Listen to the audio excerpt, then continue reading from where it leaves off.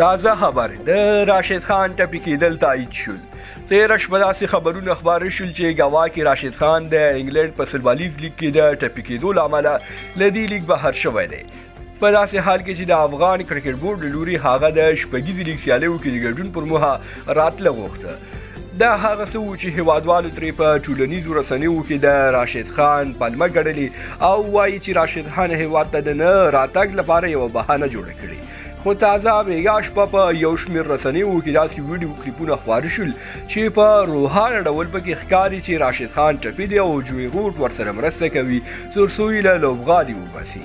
که ډاکټران هغه ته یوازې د آرام کولو امر وکړي نو راشد خان باید لږ تر لږه کابل ته راشي او په لوبغالي کې په خپل شتون سره ځوانو لوبغاړو ته انرژي ورکړي.